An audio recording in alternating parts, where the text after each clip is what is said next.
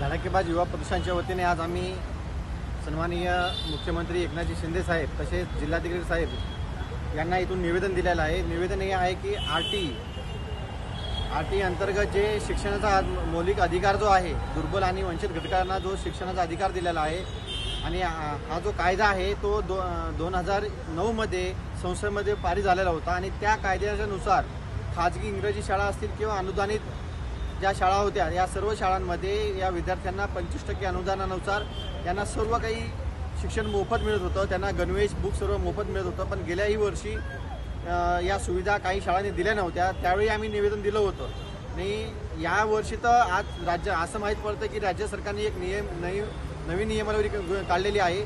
राज्य सरकार सांगत आहे की ज्या खाजगी इंग्रजी शाळा आहेत, ज्या शाळांमध्ये 25% विद्यार्थ्यांसाठी अनुदान होतं आरटीईच्या विद्यार्थ्यांना, त्यांना तर पैसे आजपर्यंत दिले नाही आहेत। त्यांनी का त्यांचे जे थकीत पैसे आहेत ते त्यांना दिले नाही आहेत आणि त्याच्यामुळं ते राज्य सरकारला परवडत नसल्यामुळे त्यांनी पंजाब आणि कर्नाटक यांच्या धर्तीवरचा त्यांचा जो कायदा आहे तो महाराष्ट्रामध्ये लागू केलेला आहे आणि त्याच्या अनुषंगाने ज्या खाजगी इंग्रजी शाळा असतील किंवा इतर प्रायव्हेट शाळा आहेत या ज्यांच्यामध्ये अगोदर आरटीचा नियम लागू होता तो त्यांनी आता महाराष्ट्र गव्हर्नमेंटने पैशाचे कारण दाखवून त्यांनी तो नियम रद्द केलेला आहे।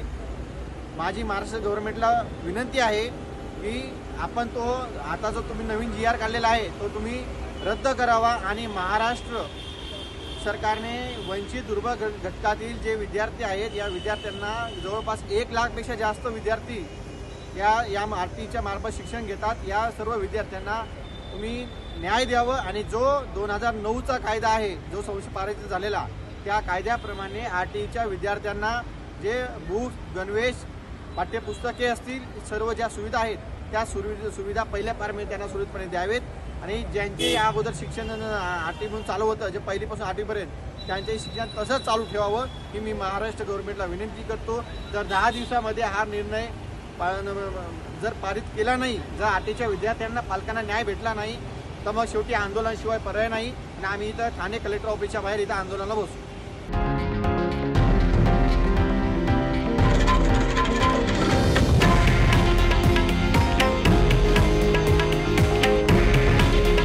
हे आहे देशातील नंबर 1 न्यूज नेटवर्क आणि आपण पाहत आहात TV9 मराठी। काळजी तुमची, हित महाराष्ट्राचं।